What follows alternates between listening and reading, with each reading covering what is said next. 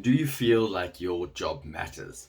It's a very, very important question. It's something we should be asking ourselves all the time, but it's a little bit more complex than you perhaps would have thought. And here's an example. I might feel like I have a job that really, really matters. And let me just take myself for an example. The company is called the Enrichment Project, and the whole idea is that I speak, I coach, I facilitate, I train in an effort to try and enrich people's lives. I know that the work is valuable. I know that I'm making an impact, a positive impact. I know that what I do is has far-reaching benefits for people, but only once that feedback loop has been completed do I really feel that my work matters. In other words, I rely on people coming back to me to say, hey, this is what this thing did for me. This is what a talk did for me. You've changed my way of thinking. You've changed how I look at the future. You've changed how I look at obstacles. And whatever that is, there's that feedback loop, right? And for me, it's relatively simple in that, I work pretty much for myself. It's myself, it's Deborah, and that's it. It's us. But what if you work in a bigger organization and you know that your job has got a significant impact? You know that you're doing your job well. You know that you enjoy your job. You feel like your job matters. It matters perhaps to the end user, to your customers, to your clients, to some of your colleagues. But until somebody a little bit higher up the food chain in the organization recognizes you, acknowledges you, rewards you, just a little pat in the back from time to time to say, hey, you're doing a great job, and hey, you matter. It's very difficult for us to feel like what we do matters. Why is this big phenomenon called the Great Resignation happening? And what is it? Essentially, it's people are resigning in droves. Across the world, people have got to the point where they're saying, that's it, I'm done, I no longer want to be part of this organization, I don't want this job anymore, and I'm resigning. So the interesting thing for me is not so much that people are resigning, because I think that's kind of inevitable, and I'll tell you why. I think we're looking at everything in our lives through the same lens. We are in a period, an extended period of discomfort, of disruption, of change. Through this pandemic for the last 2 years now, our lives have been up in the air. Things have been chaotic. A lot has changed and a lot has become uncomfortable. And I'm not just talking about wearing masks and social distancing and not going to the office full time. We've had to homeschool our children. We've had to work from home and with our significant other in the home with us. We've battled for space. We've battled for privacy. We've battled perhaps with illness. We've battled perhaps with death.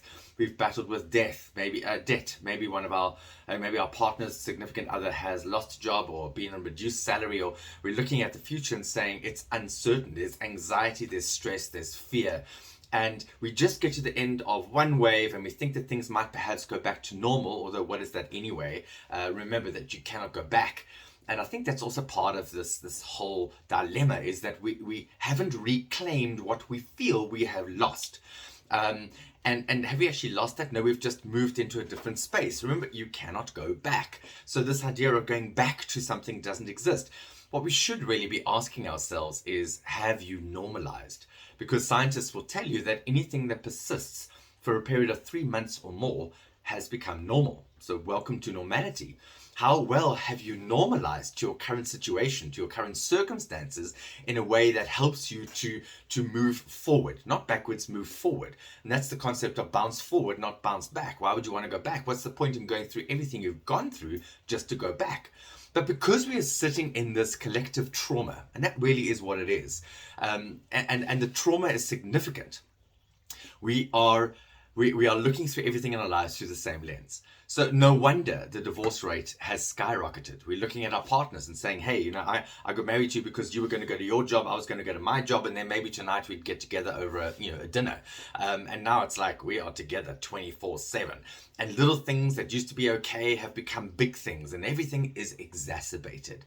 Everything is bigger than it should be because we're looking through this lens of I'm unhappy, I'm depressed, I'm traumatized, I'm fearful, I'm anxious, and even if I feel that I'm succeeding in one way, in a whole bunch of others, it's still just not great.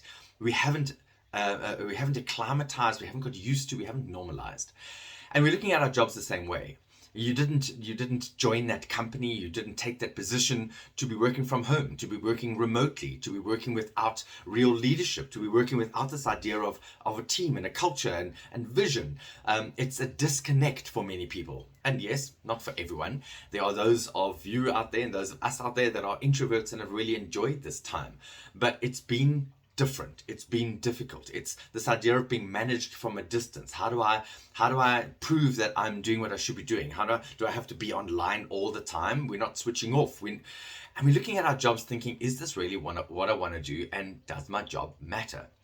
And I think it's harder for leaders out there to show employees, to show their team, to show their people how much they matter, because there is this space, there's this distance. I know a lot of companies have not been able to have their annual awards. And yes, unfortunately, those awards normally are for salespeople or top performers, and they're a whole tier or a bunch of people in a back room, an engine room, that actually make the organization tick, that feel less than normally, and now even feeling less than. And so we're looking at our jobs and saying, hey, I don't feel like I matter. And in all of this, I need something to matter. I need my life to feel like it matters, because it's hard. Things are tough. We're in a world of pain right now, and we want to feel like we matter. So the interesting thing with the Great Resignation is that people aren't resigning on the whole because they want more money. They're not wanting more responsibility. They're not wanting to climb up the corporate ladder. They just want to feel like their job matters, like they matter. And they're looking for something else. So what's interesting in my research for my next book called Path to Purpose, identifying 6 steps along a journey of more personal purpose or organizational purpose, is that purpose is not what I originally thought. Purpose isn't this big target, this big goal that we aim at, this our KPIs, our big hairy BHAGs, those big hairy audacious goals that we aim at. That's not purpose. That is a goal, that's a target, that's something we're aiming at, it's a finish line. Purpose is a little different. Purpose is a collection of all the things that we do in a day that make us feel happy, excite us, and give us a sense of meaning. And the more of our day is filled with those little moments, those little things, the more of those things we do, the bigger that thing gets, because we enjoy doing it, we're excited, we have a sense of meaning, and we create more of a purpose and are more likely to hit those goals, hit those targets, and exceed expectations. But we set ourselves up for failure when we think that thing is purpose. It really, really isn't. So if in every day of your life, in your professional life as well as your personal life, you don't have moments, significant moments, might be small moments, but they're still significant, that make you feel happy, excite you, and give you a sense of meaning, you are not going to be enjoying what you're wanting to do. You are not going to be able to push through the tough times. You're not going to feel motivated when things are hard. You're not going to have the discipline to push through tough times when you're not feeling motivated.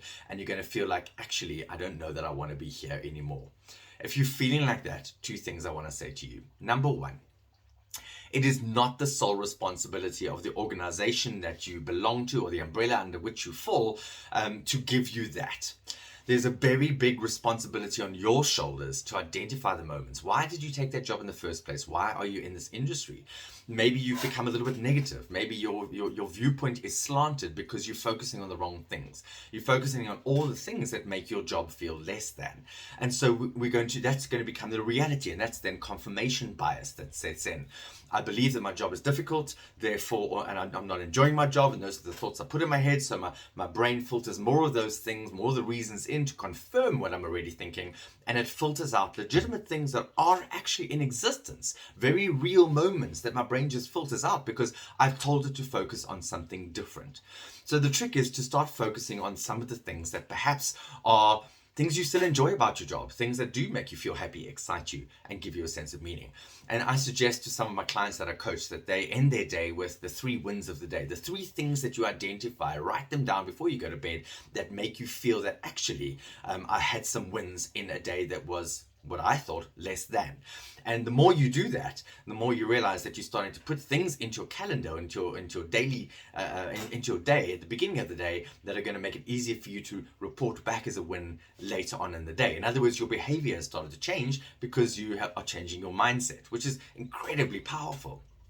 And then the second thing I want to say is very often those above us, our leaders, I hate using the word managers because there's a very big difference between a leader and a manager, very often don't know how we're feeling and how we're thinking until we tell them. And I know sometimes that's uncomfortable, and you feel, especially if you're in that place, that it shouldn't have to come from me. They should know. Why don't they know? And I think also in every layer there's this disconnect. So bat for yourself, stand up for yourself, tell people this is how I'm feeling. Maybe give them suggestions of how you would prefer to be led or prefer to be managed. But nothing's ever going to change if you're waiting for everything to change around you. We have to be engineers of our own change. We have to take responsibility for how we're feeling and then figure out how we're going to move forward. Don't just sit there languishing, hoping that everything's going to change around you. Things have changed around you, and we need to change with it. And then if all else fails, I want you to do one thing for me, please.